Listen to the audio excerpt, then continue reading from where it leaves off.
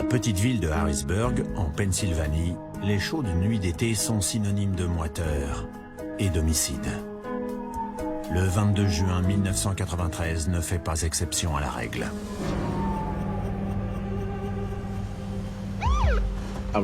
Quelqu'un a appelé la police à 22h13 depuis une maison de Park Street. I am. It's Dale. I work with him. I just know something really bad's happened. Une de ses collègues était inquiète car il n'était pas venu travailler ce jour-là. Et elle n'avait pas réussi à le joindre. At first I didn't think he was home because his car's not here, but then his door was open, so I just went inside. Dale? Dale, honey, you home?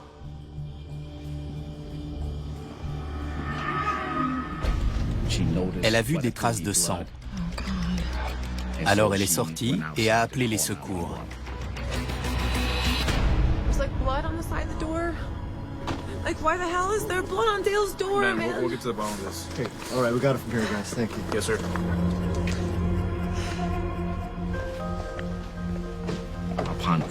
En entrant dans la maison, nous n'avons noté aucun signe d'effraction. Here's the blood she was talking about. Les enquêteurs sont loin de se douter de ce qui les attend à l'étage.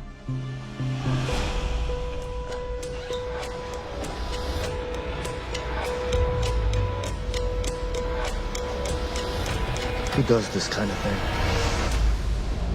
C'était un meurtre d'une violence inouïe. Sur une échelle de 1 à 10, la scène du crime méritait au moins 8 ou 9. Le cou de la victime avait été partiellement scié.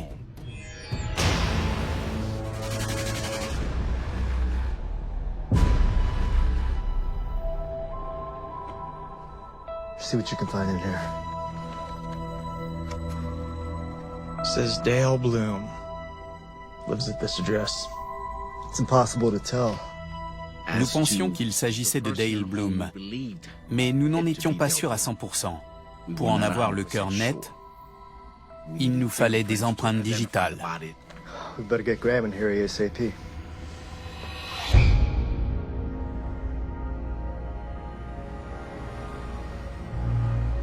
La police m'a appelé vers 23h30. Vu l'heure tardive, j'ai tout de suite compris qu'ils étaient sur le lieu d'un crime. Un des enquêteurs avait mentionné un corps mutilé. Je savais que la nuit serait longue.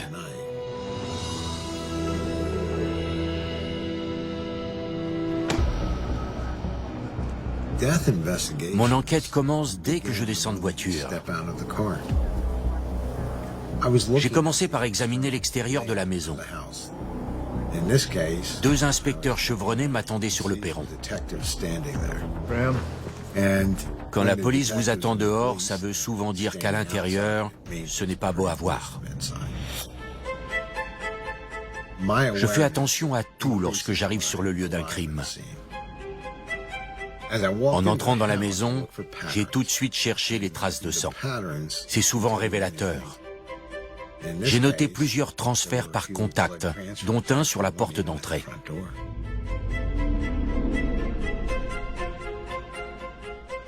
Il y avait 2 bouteilles de bière posées sur la table basse, comme si 2 personnes avaient bu un verre ensemble. Et ce n'était que le début.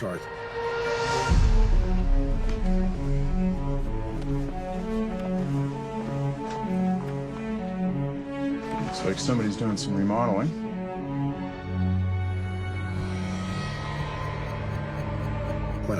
Dès que je suis entré dans la chambre, j'ai vu la victime sur le côté du lit.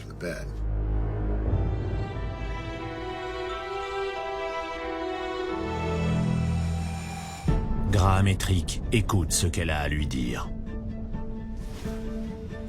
L'avant du corps présentait des plaies multiples. Severe stab wounds to the chest and the neck. Guessing it didn't take long for him to bleed out. Well, most people have 1.5 gallons in their body. This guy looks like he lost about half of it here. Il suffisait de le regarder pour comprendre d'où venait tout ce sang. J'ai également relevé des plaies au cou et au visage, qui semblaient avoir été causées par une scie. It looks like the killer tried to decapitate him. You think he just gave up? Well, sawing someone's head off is a lot more work than people think. Démembrer un corps n'est pas une tâche aisée. Entre les os, les muscles et les tendons, c'est très difficile, à la fois physiquement et psychologiquement. The file that we found had a lot of blood on it. L'outil trouvé sur place correspondait aux plaies pénétrantes. De plus, il était couvert de sang. Think that's one of the murder weapons? Soudain, un autre type de blessure attire l'attention du coroner. Yeah, but just one of many. En y regardant de plus près, j'ai repéré des plaies par balle. Les coups de feu semblaient avoir été tirés à bout portant avec une arme de petit calibre. Found the casing over here. It looks like a .22 caliber. Il s'était fait tirer dessus, poignardé et partiellement décapité avec une scie à main. J'ai remarqué une dichotomie entre les types d'armes employées. Il y avait d'un côté une arme utilisée spécifiquement pour commettre des actes violents, à savoir le pistolet, et de l'autre des outils de charpentier détournés de leur fonction première. Pour moi, cela voulait dire que la colère du tueur était devenue incontrôlable. C'était plus qu'un meurtre. C'était un crime passionnel.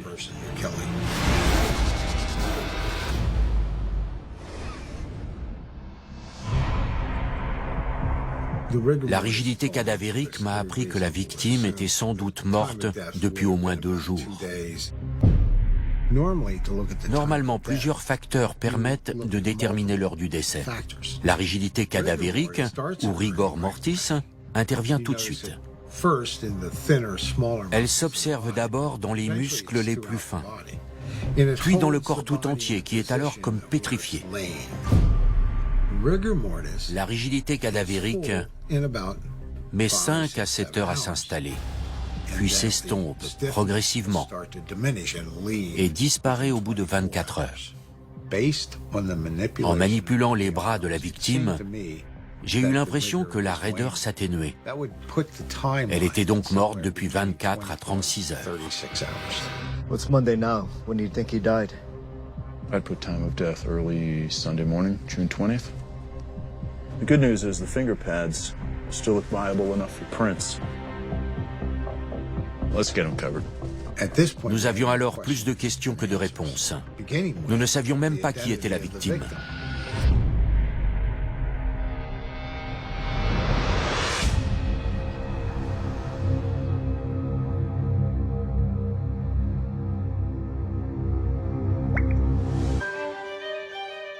Nous avions beau savoir qui vivait dans cette maison, une enquête médico-légale doit permettre d'établir avec certitude l'identité de la victime. Nous avons donc relevé ses empreintes digitales.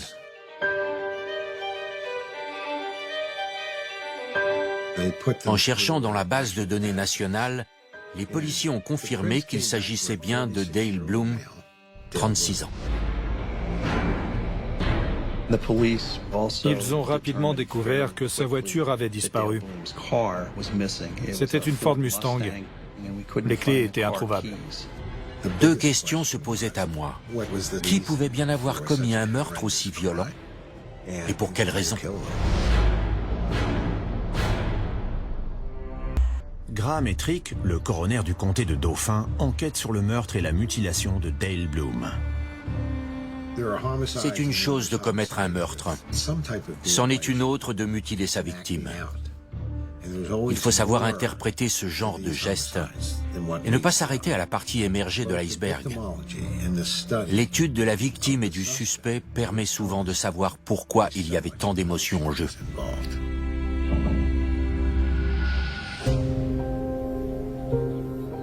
Les enquêteurs ont la lourde tâche d'annoncer la nouvelle aux parents de Dale, qui vivent en pleine campagne. Hi, I'm Detective Rivera. I have some news about your son, Dale. I'm sorry to tell you that he's been killed. C'est toujours délicat d'annoncer la mort d'un proche aux membres de sa famille. On essaie de les réconforter du mieux qu'on peut. On leur assure qu'on fera tout notre possible pour retrouver le coupable. Pour cela, les enquêteurs doivent en savoir plus sur la victime. Mais la tâche s'avère plus complexe que prévu. Le contexte familial était très difficile. La victime avait coupé les ponts avec une partie de sa famille. Dale, honey? Yeah? Dale avait grandi dans la pauvreté. Il savait ce que c'était de ne rien avoir. Dale Bloom était fils d'agriculteur. Il avait 6 frères et sœurs. Run to the store and get me a loaf of bread. Okay, Mom.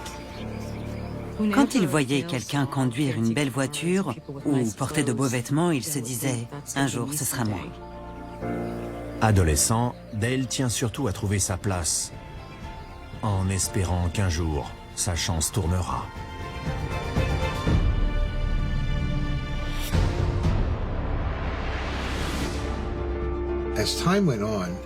Plus le temps passait et plus il remarquait à quel point il était différent de ses parents et du reste de sa famille. Il voulait faire son coming out, mais dans les années 90, c'était difficile. La Pennsylvanie rurale, c'est très conservateur.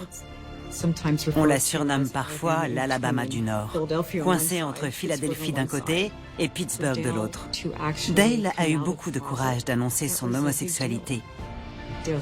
Ses parents n'ont pas du tout apprécié qu'ils se détournent de leur mode de vie traditionnel. Dale tourne le dos au passé et s'installe en ville pour prendre son destin en main. Pour la première fois de sa vie, il se jure de ne plus jamais cacher sa vraie nature. Sa famille n'a pas été en mesure de nous dire grand-chose sur son quotidien, ses amis, ses fréquentations, son emploi du temps. Les enquêteurs ne tardent pas à trouver un allié inattendu. Attirés par la violence du crime, les médias s'emparent aussitôt de l'affaire. Je couvrais les faits divers. J'avais plutôt l'habitude des fusillades, mais quand j'ai appris la façon dont il était mort, en tant que journaliste, ça m'a choqué. Tout le monde était très inquiet. La couverture médiatique débouche sur un certain nombre de témoignages. Ça nous a permis d'entrer dans son univers.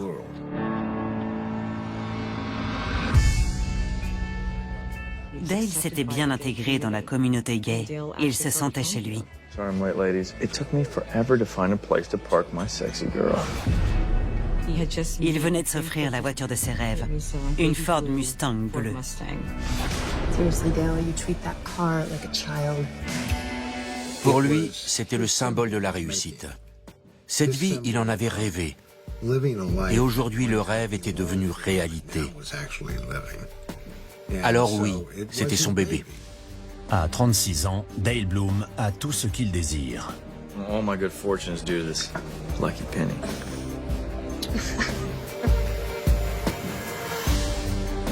Depuis qu'il avait quitté sa compagne, il croquait la vie à pleines dents. Dale a enfin trouvé sa place. Plus épanoui que jamais, il ne se doute pas que son nouveau style de vie a peut-être fait de lui une cible. Tout le monde se demandait s'il n'avait pas été tué à cause de son orientation sexuelle. Maintenant qu'il connaît la vie de Dale Bloom, Graham espère pouvoir révéler le mystère de sa mort. La victimologie peut aider à mieux comprendre le déroulement des faits. En l'occurrence, comment un individu a-t-il pu entrer chez lui sans faire usage de la force avant de le tuer sauvagement? Dale Bloom, Caucasian male, 5'9", approximately 190 pounds. Comme toujours, j'ai commencé l'autopsie par un examen externe. Les vêtements de la victime peuvent fournir de précieux renseignements sur les circonstances du décès. Il était torse nu. La braguette de son pantalon était ouverte et sa ceinture était desserrée. Romance gone bad? Well, too soon to tell. But let's see what else Dale can tell us. Let's start with the punctures. Les plaies se trouvaient pour la plupart au milieu du thorax ou légèrement à gauche. et faisaient plusieurs centimètres de profondeur. Each of these has a depth of roughly 4 inches. Let's bring up the image from the crime scene file. We got it. Il s'agissait d'une lime carrée effilée vers la pointe. Sur les 5 plaies perforantes, 4 correspondaient à l'extrémité pointue. La 5e semblait plutôt avoir été causée par la partie carrée. Graham et son assistante passent à la plaie la plus importante. 9.5 inches across. And the wound has jagged edges, as do these here. Le coroner compare la blessure à la scie trouvée sur le lieu du crime. Les dents correspondaient parfaitement aux plaies sur les bras, le cou et le visage. 14 saw marks to the neck, 9 to the left arm, and 3 to the face. There's 26 in total. That's all very telling. Poignarder quelqu'un, c'est intime. S'en prendre au visage de sa victime jusqu'à tenter de la décapiter, ça l'est encore plus.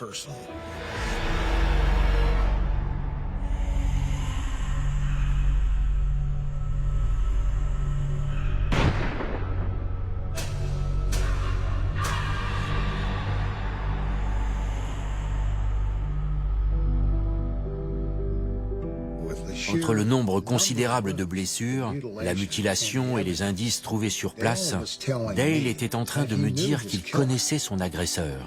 C'était bel et bien un crime passionnel. De leur côté, les enquêteurs interrogent les proches de la victime, c'est-à-dire son groupe d'amis, pour savoir ce qu'il faisait le soir de sa mort et avec qui il était. J'ai notamment appris qu'il fréquentait souvent le même bar. Il y retrouvait ses amis presque tous les samedis soirs.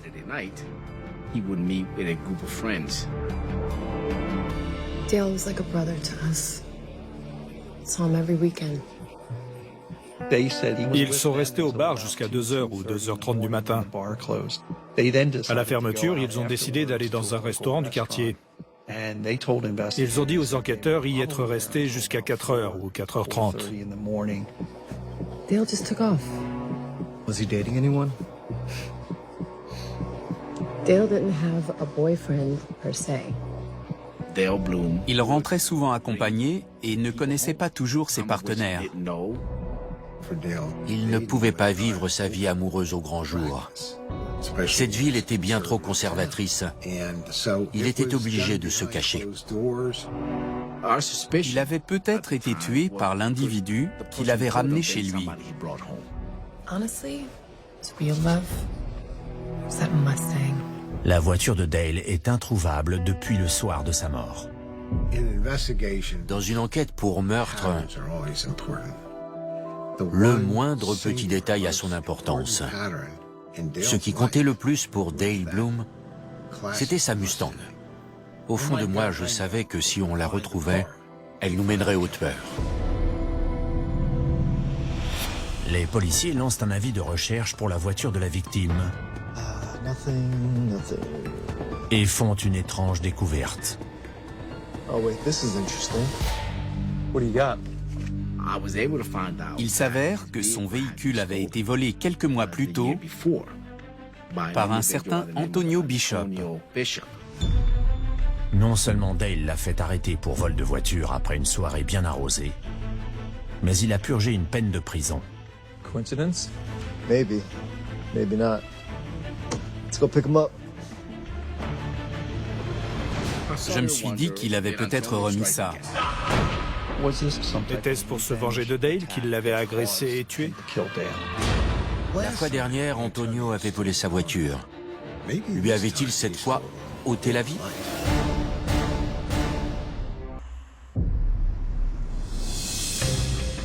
Trois jours après le meurtre de Dale Bloom, le coroner Graham Ettrick est convaincu que son tueur avait un message à faire passer. On l'a poignardé. On lui a tiré dessus. On a tenté de le décapiter. Tous ces gestes sont révélateurs d'une profonde colère. Restait à savoir pourquoi quelqu'un d'aussi gentil et sociable que lui avait pu inspirer une telle rage.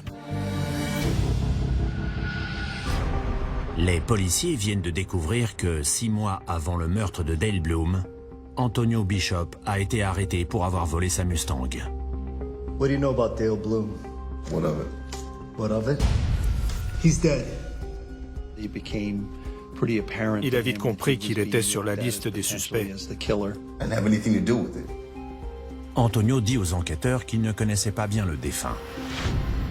Il n'était allé chez lui qu'une seule fois, 6 mois plus tôt. Antonio avait passé la soirée chez Dale, à boire et à discuter.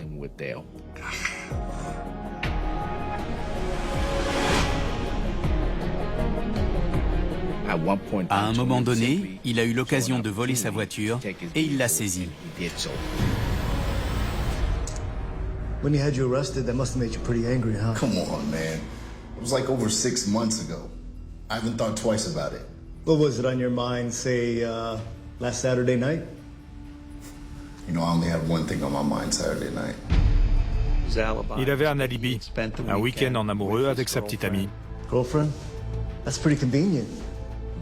S'il y a bien une chose que j'ai apprise en 30 ans de carrière, c'est que tout le monde ment, même quand ce n'est pas nécessaire. Alors je prends tout ce qu'on me dit avec des pincettes. Call her right now. She'll tell you anything you want to know.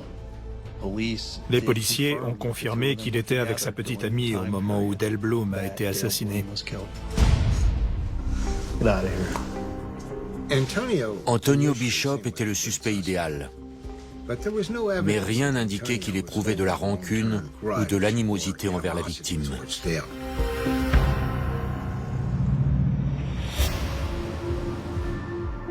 Le coroner poursuit son enquête en espérant faire éclater la vérité. So, the bullet wounds. I see 2 on the left side of his face, 1 under his lip, and the other under his earlobe. And there's sooting and stippling patterns present on both. Pour infliger une blessure par balle, il suffit d'appuyer sur la gâchette. C'est hygiénique, pour ainsi dire.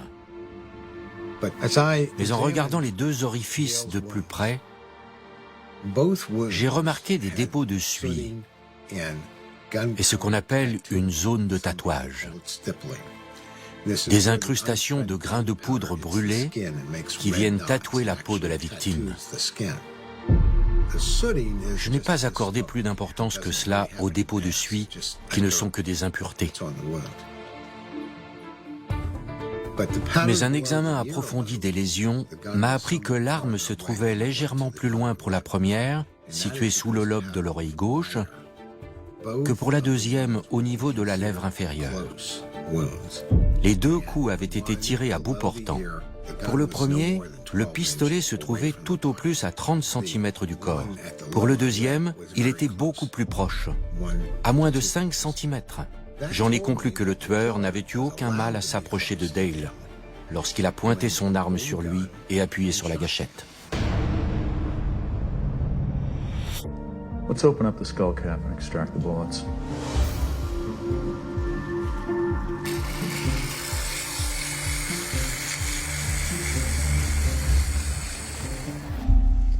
Graham poursuit l'examen. Oh, it's odd. What do you see?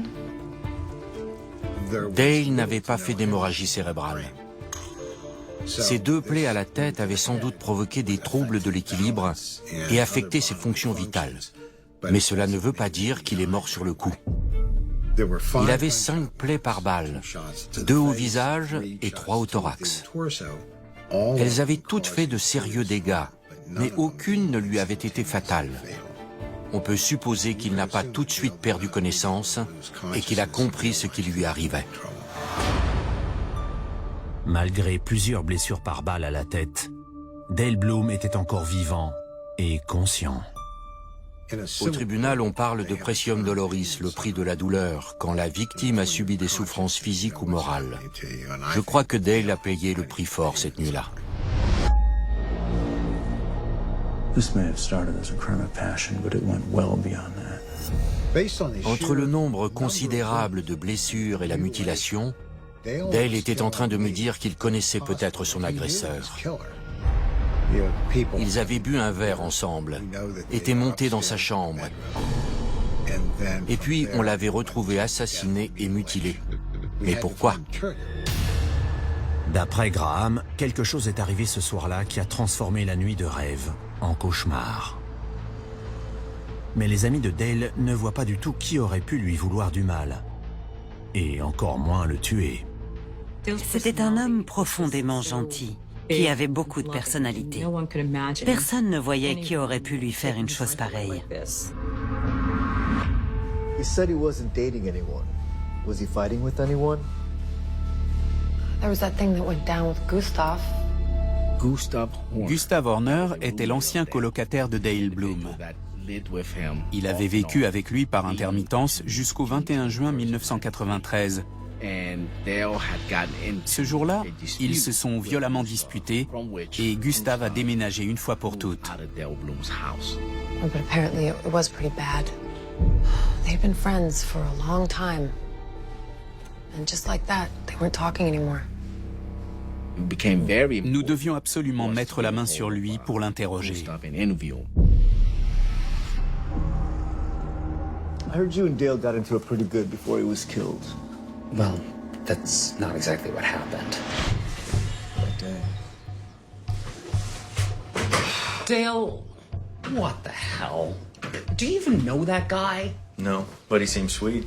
Dale, honey, you can't just trust someone enough to bring them into our house because you met them on the street and they seem sweet. Gustav était inquiet depuis quelque temps.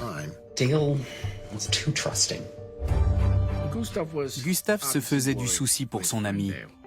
Il lui reprochait de chercher l'amour là où il ne fallait pas. La goutte d'eau qui a fait déborder le vase, c'est quand il a ramené Antonio à la maison et qu'il lui a volé sa voiture. You seem to forget that this is not our house. This is my house. So if you don't like it, feel free to leave at any time. One day, something's gonna happen. Gustav l'avait prévenu. Il lui avait dit, si ça continue, tu vas te faire tuer. Le suspect avait été très coopératif. Il nous a fourni un alibi. Tout ce qu'il nous a dit tenait la route. Gustav n'avait pas le profil de quelqu'un capable d'infliger de pareilles souffrances et de mutiler celui qui avait été son meilleur ami. Un crime abominable venait d'être commis, et le seul moyen de confondre le tueur était de retrouver l'objet auquel la victime tenait comme à la prunelle de ses yeux, sa Mustang.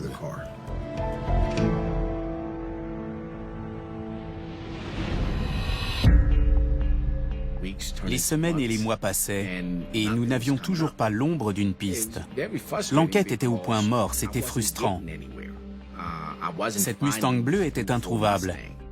À ce stade, j'attendais un miracle. De son côté, Graham ne désespère pas de trouver de nouvelles pistes dans le rapport d'autopsie. Je ne pouvais pas m'empêcher de croire que Dale avait encore des choses à me dire.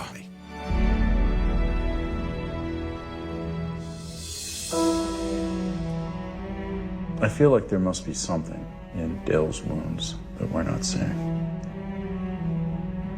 Il focalise son attention sur les plaies au visage, quand soudain, un détail l'intrigue. Look at these wounds. More personal? More personal, yes. But less blood. Less hemorrhaging than the other wounds. It was the sequencing. Dale venait de m'indiquer dans quel ordre s'était déroulée l'agression. Puisque le saignement des blessures par balle était plus important que celui des plaies au cou et au visage, j'en ai déduit qu'on lui avait d'abord tiré dessus avant de le mutiler.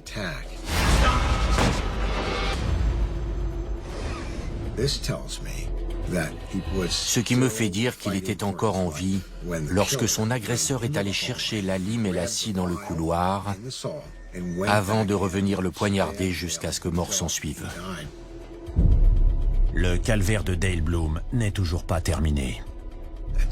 Le tueur l'a frappé à coups de scie à la gorge, puis au visage. Il s'agit de blessures post-mortem. Dale n'était donc plus en vie. This had to be someone who had come completely unhinged. Well, there's a term for that.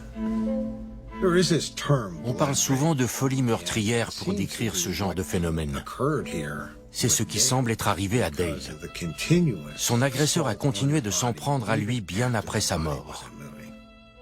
Pour une raison ou une autre, il s'est acharné sur sa victime.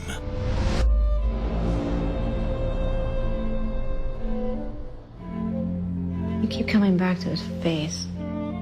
Quand vous pensez à quelqu'un, quelle est la première chose qui vous vient à l'esprit? Son visage, parce que c'est son identité. Lorsqu'on défigure quelqu'un, on ne se contente pas de le tuer, on veut détruire son identité.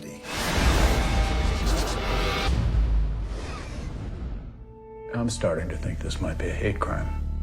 But I thought you said it was someone personal. Well, hate isn't always reserved for strangers. Parfois, on est poussé à s'en prendre à autrui par ce que j'appelle la haine projective. On identifie chez l'autre quelque chose qu'on déteste chez soi et on attaque cette personne comme si on voulait se faire du mal à soi-même. Je pense que le tueur essayait d'expliquer son geste à lui-même et aux autres.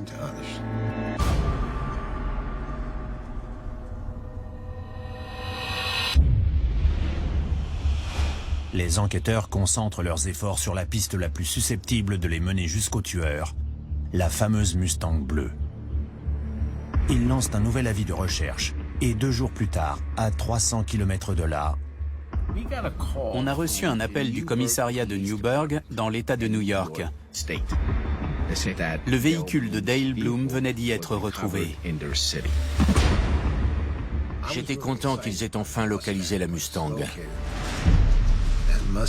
Elle contenait sans doute des dizaines d'indices invisibles à l'œil nu. Il y avait des chances pour qu'elle nous conduise tout droit au coupable.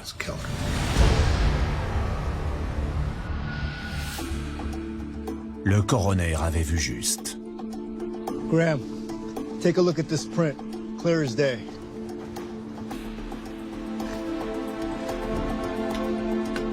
Oh, that's a good one. Nous avons trouvé une empreinte palmaire sur la partie gauche du plafond, ce qui veut dire que l'individu assis côté conducteur avait décapoté la Mustang. Say he pushed up against the roof about like this. Well, considering Dale never let anyone drive his car, it's most likely his print or the killer's. On a envoyé l'empreinte pour analyse. Moins de 24 heures plus tard, le commissariat de Newburgh nous a rappelé. Cet appel ne fait qu'étayer la thèse de Graham, selon laquelle la Mustang mènerait la police au tueur. Une femme s'était manifestée. Le compagnon d'une de ses amies s'était vanté d'avoir volé une Mustang bleue après avoir tué son propriétaire.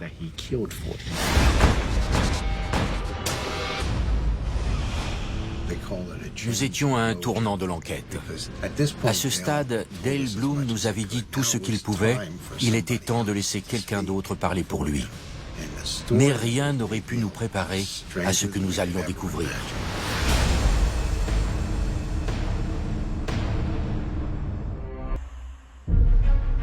Deux mois après le meurtre de Dale Bloom, 36 ans. Un témoignage mène les enquêteurs jusqu'à Newburgh, dans l'État de New York. Et un certain Tony King, qui connaît peut-être le coupable. Tony King. Ils n'ont eu aucun mal à le trouver et l'ont aussitôt interrogé. I ain't no snitch. You know, if you knew about this crime and didn't come forward, that makes you an accessory. Be a really good move for you to start talking, Tony. Now, Il a fini par leur donner un nom. Sean Darrington, 21 ans. Le suspect était originaire de Newburgh, mais vivait à Harrisburg depuis plusieurs années. Il était étudiant en informatique dans un IUT. Sean Darrington était son cousin. Tony l'avait vu au volant de la Mustang bleue lorsqu'il était revenu à Newburgh. So about a month ago, Sean came up here driving this sweet new Mustang, trying to front like it's his. Like my new ride? This ain't your ride, man. What do you mean this ain't my ride? Man, please. Tony told Sean aurait essayé de convaincre son cousin que la voiture lui appartenait, mais Tony ne l'a pas cru. I'll be real with you. And so Alors il lui a dit la vérité. I killed a dude for it. Yo, you out of your mind? This gay dude rolled up on me, asking if I needed a ride. Yo, I took one look at this thing and saw dollar signs. Il a ajouté « Si tu me crois pas, regarde un peu ». I used this to take him out. Il lui a montré le sang qu'il avait encore sous les ongles et le pistolet qu'il avait utilisé. Yo, put that away. You crazy? Tripping, man. I'm out.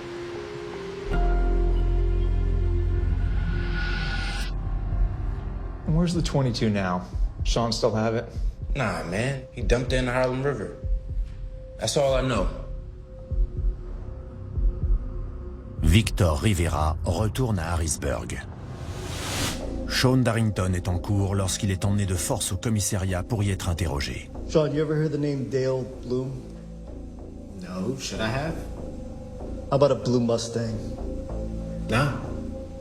Au début de l'interrogatoire, il a fait l'innocent. I don't think you're telling me the truth. Why? Well, because your prints were all over the Mustang.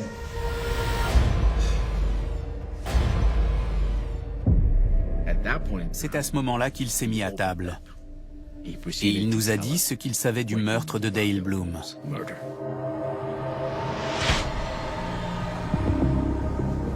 Hey there. Hey, you want a ride? It's a nice night out. Okay, yeah. he said that he was approached Dale by l'a abordé dans la rue. that he used Sean a Dale's utilisé son attirance pour lui à son avantage, to car il avait l'intention de voler sa voiture. car. How about we go back to my place? Yeah. Yeah? I'm down for whatever. They had a Ils ride sont arrivés chez lui, ont bu quelques bières, And at some point in time, et à un moment donné, ils se sont tous les deux retrouvés dans la chambre de Dale. with Dale. Sean said Dale. D'après Sean, Dale a enlevé sa chemise, défait sa ceinture et ouvert sa braguette. We didn't do anything. Don't touch me. Relax. It's gonna be okay. I said don't touch me. Ça a confirmé tout ce que Dale m'avait appris pendant l'autopsie. Sean a sorti son pistolet et tiré 5 fois sur lui, à la tête et au thorax. No, stop, stop, stop.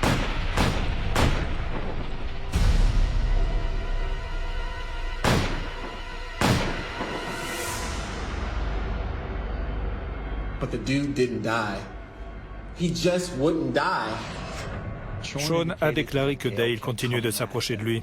And as a result, C'est pour ça qu'il est allé chercher la lime et la scie. But that's not really Ça ne collait pas avec ce qu'avait révélé l'autopsie. consistent process. Dale mourait à petit feu, But et that ça was n'allait not pas assez vite pour Sean.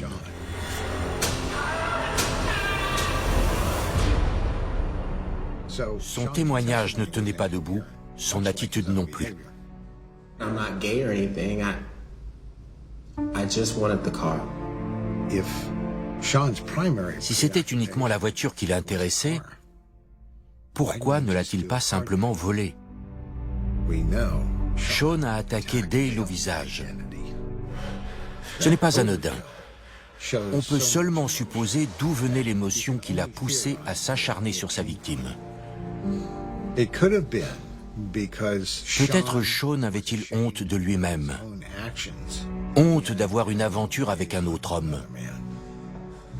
It could have been Ou that peut-être avait-il simplement un tempérament violent. of violence. On ne But peut you can que only spéculer. speculate Après être passé aux aveux, Sean Darrington est arrêté et inculpé du meurtre de Dale Bloom. Toute la communauté était sous le choc.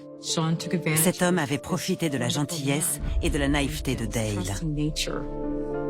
Le 14 octobre 1994, 1 an et demi après la mort de Dale Bloom, son meurtrier comparaît pour homicide volontaire.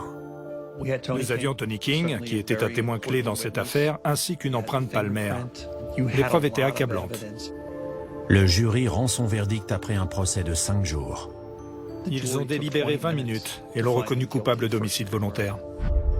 Sean Darrington est condamné à une peine de réclusion criminelle à perpétuité, assortie d'une peine de sûreté. J'espère qu'on se souviendra de la gentillesse et de la bienveillance de Dale, et du fait qu'il a travaillé dur pour s'offrir la Mustang bleue de ses rêves. C'était quelqu'un de courageux. Ce n'était pas facile d'être homosexuel dans les années 90. Dale avait eu le courage de vivre sa vie sentimentale comme il l'entendait. Dale savait qui il était. Il vivait en accord avec ses propres valeurs. Le monde se porte toujours mieux quand on a le droit d'être soi-même.